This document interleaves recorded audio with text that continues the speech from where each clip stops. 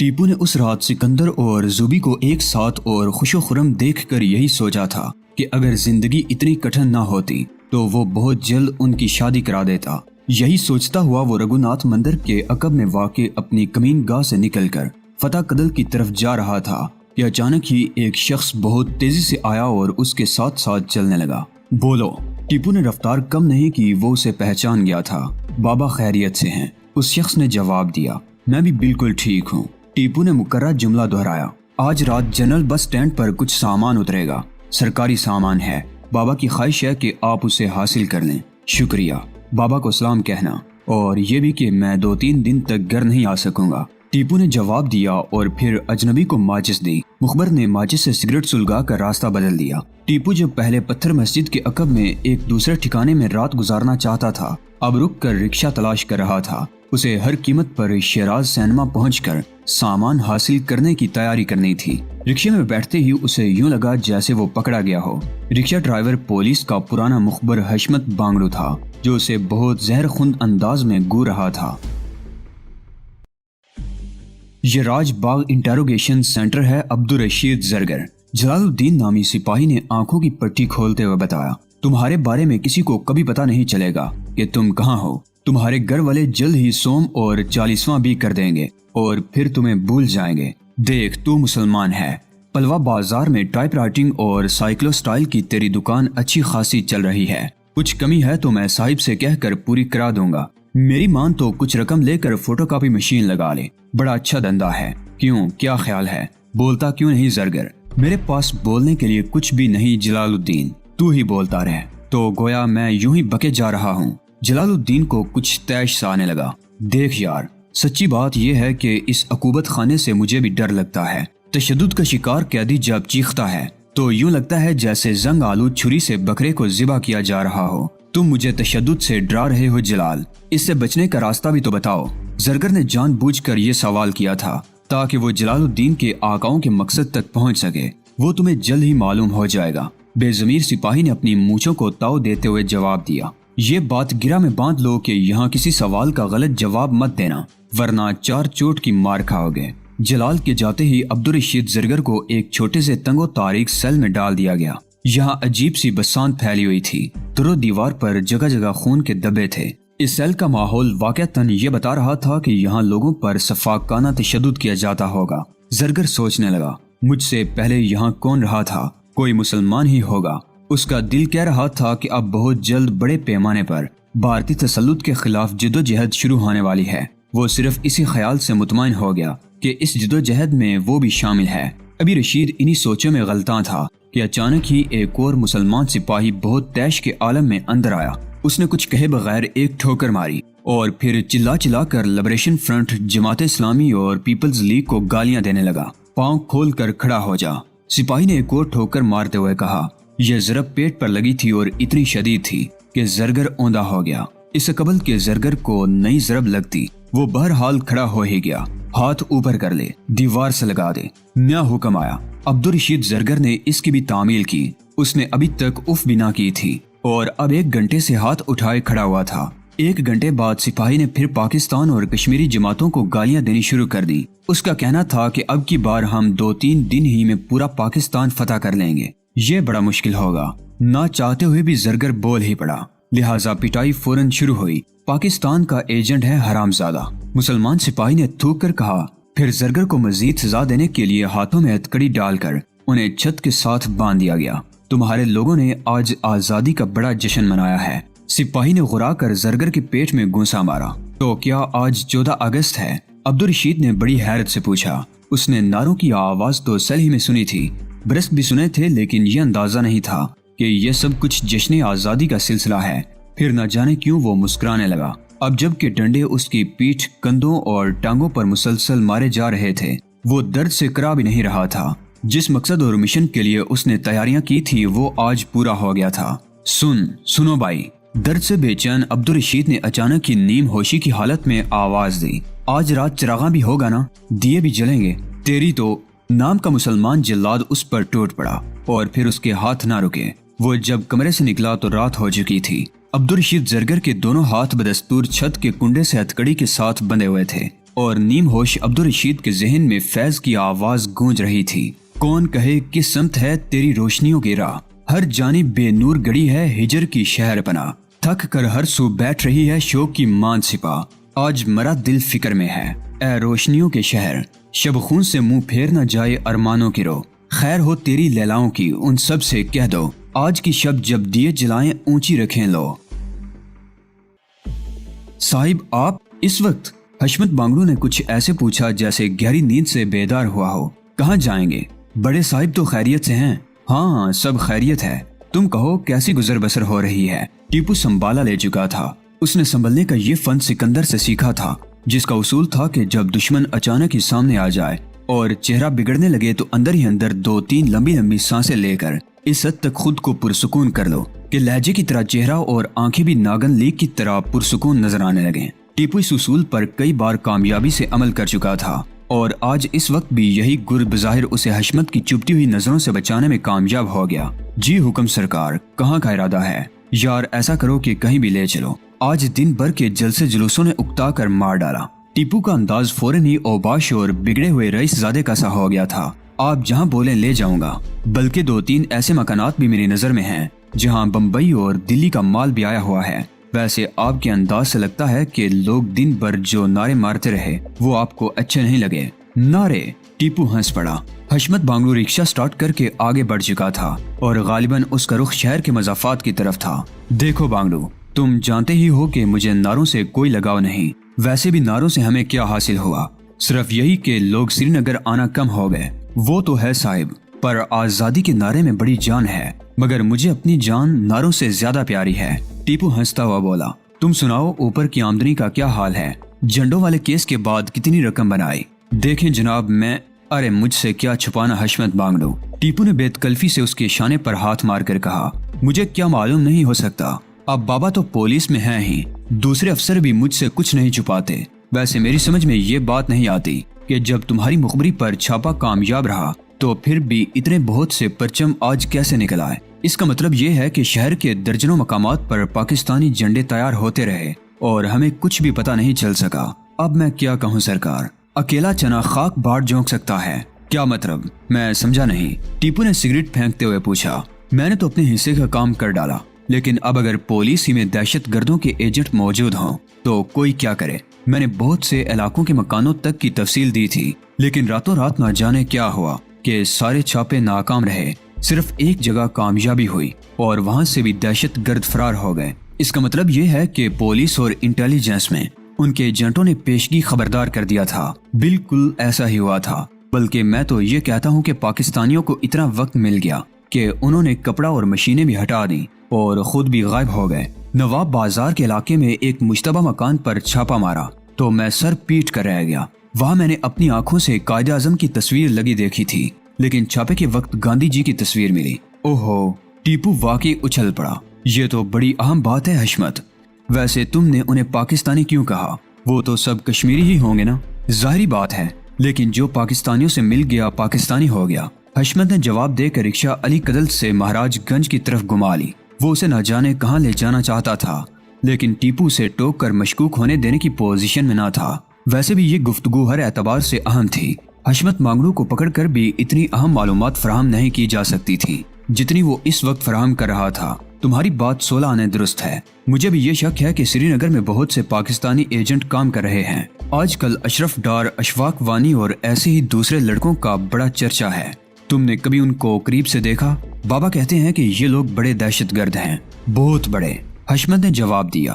رکشہ اب سڑک پر دوڑ رہی تھی جو عالمگیر بازار کی طرف لے جاتی ہے۔ میں تو یہ کہتا ہوں کہ اگر سری نگر پولیس ذرا سی ہمت پکڑ لیتی تو یہ سب کب کے گرفتار ہو چکے ہوتے۔ یہ دو ہی نہیں اور بھی بہت سے لوگ ہیں جن کو کشمیری اپنے ہیرو ماننے لگے ہیں۔ ابھی تک سرکار کی فائل میں ٹیپو نامی شخص کی کوئی تصویر نہیں، لیکن اگر آپ لوگوں میں گل مل کر دل کی بات سنیں تو سید پورہ سے اننت ناگ اور بزوال پورہ سے رام باغ تک ہر کوئی ٹیپو ٹیپو ہی کہتا ہے۔ یہ ٹیپو کیا شے ہے؟ ٹیپو نے بڑی حیرت سے پوچھا۔ اسے حشمت کی بات سن کر واقعی حیرت بھی ہوئی تھی۔ بڑی شے ہے جی، بانگلو سر ہلانے لگا۔ مخدوم صاحب کی مسجد میں کل کی نماز کے بعد اسی کا چرچا تھا۔ سب لوگ یہی کہہ رہے تھے 14 اگست کو ٹیپو کوئی بڑا ہاتھ مارے گا۔ اچھا، کیا ہاتھ مارا اس نے؟ ٹیپو اپنے کارنامے سننے کے لیے بےتاب تھا۔ سنا ہے اس نے سینٹرل جیل کے قریب ایک پولیس پارٹی پر چھاپا مارا اور اسلحہ سمیٹ کر چلتا بنا۔ پھر اس نے قلعہ ہری پربت کی مسجد دارا شکوہ میں جا کر نماز پڑھی، وہاں زیارت اخوندملا شاہ میں حاضری دی اور پھر نوہٹا پر تعینات بارڈر سیکیورٹی فورس کی پلٹون کو غچہ دے کر ایک جیپ لے بھاگا۔ اس نے اسی جیپ کے ذریعے زینا کدل جا کر پاکستانی جھنڈا لہرایا اور پھر بس بانگڑو بس کرو۔ ٹیپو کی بے اختیار ہنسی نکل گئی۔ تم نے تو اسے سپر مین بنا ڈالا میرے یار، اکیلا آدمی اتنے کام کیسے کر سکتا ہے؟ میں نے جو سنا تھا وہ بتا دیا صاحب۔ اس کا مطلب ہے کہ شہر میں افواہیں پر لگا کر اڑ رہی ہیں۔ ہاں جی، اس میں جھوٹ بھی ہو سکتا ہے لیکن کچھ نہ کچھ حقیقت تو ہوگی۔ اب اشرف ڈار ہی کو لیں۔ پرسوں رات وہ ڈل کے گرین ویو ہوٹل میں تھا، پولیس نے وہاں چھاپا مارا تو کچھ نہ ملا، چھلاوا تھا نکل گیا۔ آج سنا ہے گلمرگ شاہراہ پر دیکھا گیا ہے۔ اشفاق وانی کے بارے میں تو 100% یقین ہے کہ اس نے کل کی ساری رات منور میں گزاری اور صبح نکل گیا کلاشن کوف لے کر جگہ جگہ جھنڈے کو سلامی دینے کے لیے۔ میں نے سنا ہے کہ اسے کل ہی رات جواہر نگر پر BSF نے گھیر لیا تھا لیکن وہ پامپور کی طرف بھاگ نکلا۔ اب تم زیادہ کھینچ رہے ہو بانگڑو۔ ٹیپو دائیں ہاتھ پر کوہسار دیکھ کر مانی خیز انداز میں سر ہلاتا ہوا بولا، پہلے اشفاق وانی منور تھا اور پھر اسے جواہر نگر میں گھیر لیا گیا۔ تمہیں تو پتا ہے کہ یہ دونوں مقامات ایک دوسرے سے کتنے فاصلے پر ہیں، لہٰذا منور میں رہتے ہوئے جواہر نگر میں اسے گھیرا جانا بالکل ناممکن ہے، قطعی ناممکن۔ اللہ جانے کیا سچ ہے صاحب، بانگڑو نے کہا اور پھر اچانک ہی چونک کر ایک خوبصورت مکان کے قریب رکشہ روک لی۔ لو جناب، آپ کی منزل آ گئی۔ نہیں بانگڑو، یہ میری منزل نہیں، ویسے اتنا بتاتے چلو کہ یہ کس کا مکان ہے؟ کنول جی کا، بڑی سلیقے مند خاتون ہیں، پرانی جانے والی ہیں، بس میرا نام کافی ہوگا۔ اور دام؟ ٹیپو نے زہر خوند لہجے میں پوچھا، لیکن بانگڑو اس کا احساس نہ کر سکا۔ آپ کی مرضی پر چھوڑا سرکار، ہاتھ اٹھا کر جو دیں گے۔ کنول جی اس سے 1 ٹکا زیادہ مانگ لے تو میری گردن مار دینا، تمہارا نام کافی ہوگا آپ کی دعا سے۔ ویسے آپ کہیں تو میں رک جاؤں اور نہیں تم جاؤ، مجھے جلدی نہیں ہے۔ تم اپنا حصہ مجھ سے لوگے یا؟ ارے جناب، شرمندہ کر رہے ہیں آپ، میرا حصہ کنول جی ہی دیں گی، آپ سے کیا لوں گا؟ حشمت نے کہا اور رکشہ تیزی سے عالمگیر بازار کی طرف لے گیا جو یہاں سے کافی دور تھا۔ تو اس طرح نہیں اگلے گا زرگر کی اولاد، نئے پولیس والے نے کھڑے ہوئے اور تھکن سے چور عبدالرشید کی کمر پر لات مار کر کہا۔ یہ ضرب کاری تھی لیکن اٹھے ہوئے ہاتھ بندے ہونے کی وجہ سے عبدالرشید جول کر رہ گیا، گرا نہیں۔ مجھ سے کیا پوچھنا چاہتے ہو؟ رشید بے بسی سے سر جھٹک کر بولا۔ اس کا خون کھول رہا تھا لیکن یہ بات اسے پتا تھی کہ وہ بے بس ہے، بالکل مجبور۔ اس کے ہم مذہبی کسائی کا کردار ادا کر رہے ہیں۔ تخریب کاروں کا نام بتاؤ۔ خونخوار درندہ صفت پولیس والے نے مونچھوں پر تاؤ دیتے ہوئے پوچھا۔ مجھے کسی تخریب کار کا نام معلوم نہیں، عبدالرشید نے جواب دیا، اور یہ جواب تشدد کے اس بھیانک سلسلے کا سبب بن گیا جو اس کے بعد شروع ہوا۔ پلاس لے کر آؤ اور چھوٹی چمٹی بھی، ٹارچر سیل کے درندے نے غرا کر کہا۔ دونوں چیزیں اگلے ہی پل حاضر کر دی گئی۔ چمٹی لے کر سپاہی نے رشید کی ٹانگوں کے بال نوچنے شروع کر دیے۔ زرگر درد سے بے حال ہونے لگا۔ پہلے تو ساکت کھڑا رہا لیکن جب درد حد سے گزرنے لگا تو اس نے بے چین ہو کر ٹانگیں ہلانا شروع کر دی۔ پھر تو قیامت آ گئی۔ دوسرا پولیس والا ٹانگوں پر ڈنڈے برسانے لگا۔ اس کے چہرے سے صاف ظاہر تھا کہ اسے یہ کھیل کھیلنے میں بڑا لطف آ رہا ہے۔ رشید بے ہوش ہو کر جولنے لگا تو جلاد ایک طرف ہٹ گئے۔ چھوڑ یار، صبح دیکھیں گے، اس کے ہاتھ کھول دو تاکہ کل ذرا تازہ دم ملے۔ بال نوچنے والے پولیس کانسٹیبل نے آخری ڈنڈا مارتے ہوئے کہا۔ غالباً وہ رشید کے بے ہوش ہونے سے اکتا گیا تھا۔ وہ اذیت خانے کے اس کمرے سے نکلے تو باہر سورج طلوع ہونے کی تیاری کر رہا تھا اور اندر رشید زرگر بے ہوشی کی گہری تاریکی میں ڈوب چکا تھا۔ اگلی صبح وہ پھر کمرے میں آ گئے۔ اس بار ایک نیا آدمی ان کے ساتھ تھا، عبدالرشید زرگر۔ میرا نام جاوید نول ہے، نئے آدمی نے کہا۔ اس کے جبڑے ظاہر کر رہے تھے کہ وہ سفاک فطرت کا مالک ہے۔ اس کی آنکھیں بینگی تھی اور یہی بینگا پن اسے مزید سفاک بنا رہا تھا۔ تم جانتے ہو کہ ہماری بولی میں نول نیولے کو کہتے ہیں۔ مجھے بتایا گیا ہے کہ تم زہریلے سانپ ہو اور میرا کام یہ ہے کہ اگر تمہارا زہر نہ نکال سکوں تو پھن کچل ڈالوں۔ میرا قصور کیا ہے صاحب؟ رشید زرگر نے بے بسی سے پوچھا۔ وہ جانتا تھا کہ یہ سفاک شخص ظلم کی انتہا بھی کر سکتا ہے۔ تم نے 14 اگست کے لیے پمفلٹ چھاپے تھے، وہ میں پہلے ہی قبول کر چکا ہوں، زرگر نے جواب دیا۔ بالکل ٹھیک، باقی جواب بھی صحیح دینا، پھر ہم تمہیں چھوڑ دیں گے۔ جاوید نول انتہائی مکروہ انداز میں مسکرانے لگا۔ اس کے پیلے دانت بے حد گندے لگ رہے تھے۔ یہ پوسٹر تم نے کہاں چھپوائے؟ پواما بازار میں میری اپنی دکان ہے، ٹائپ رائٹنگ اور سائیکلو سٹائل کرنے کی۔ वहाँ 3 टाइप राइटर और एक साइक्लो स्टाइल मशीन है। मैंने पोस्टर उसी पर तैयार किए थे। कांस्टेबल, नोल ने मुस्कुरा कर कहा, दुकान से सारा सामान ले आओ। वो पुराना हो गया होगा, हम जरगर को नया सामान देंगे, बिल्कुल नया। उसके अंदाज में खबासत कूट कूट कर भरी हुई थी। कांस्टेबल फौरन ही चला गया। जरगर को यह गम सताने लगा कि उससे पूछगिछ करने वालों में कोई हिंदू शामिल नहीं। अगर उनमें एक भी हिंदू होता तो शायद रूहानी अजियत में कुछ कमी हो जाती। हाँ अब्दुल रशीद, अब ये बताओ कि तुम्हारी तहरीक में कितने लोग शामिल हैं? मेरा मतलब यह है कि कश्मीर की आज़ादी की तहरीक में। इसका मुझे अंदाजा नहीं। जरगर का जवाब बहुत मुख्तसर था। जाहिर है अब तुम महकमा मर्दमशुमारी में तो हो नहीं कि तादाद मालूम करते फिरो। अच्छा ये बता दो कि पीपल्स लीग के सेक्रेटरी जनरल शेख अब्दुल अजीज कहाँ छुपे हुए हैं? मैं नहीं जानता। क्या तुम क्या नहीं जानते?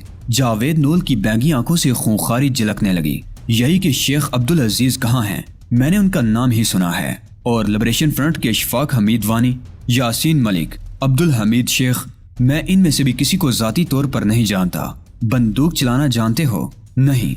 झूठे। जावेद नूल अचानक ही तैश में आ गया। उसने उल्टा हाथ मारा जिससे जरगर का होंठ फट गया और खून टपकने लगा। मैं, रशीद ने कुछ कहना चाहा, लेकिन नूल का मुक्का इस बार पेट पर पड़ा। उसे ऐसा लगा जैसे किसी ने कोई पहाड़ पेट पर दे मारा हो। वो बेदम होकर गिर पड़ा। ये इस तरह नहीं मानेगा, जरा हमवार करो, मैं नाश्ता करके आता हूँ। जावेद ने तल्ख लहजे में सिपाहियों को हुक्म दिया, जिनमें से एक ने फौरन अपनी बेल्ट उतार ली और दूसरा मुक्का तान कर अब्दुल रशीद की तरफ बढ़ने लगा। जावेद नूल सेल से जा चुका था। मुझे हशमत बांगड़ू ने भेजा है। रिसेप्शन नुमा डेस्क पर पहुंचकर टीपू रुक गया।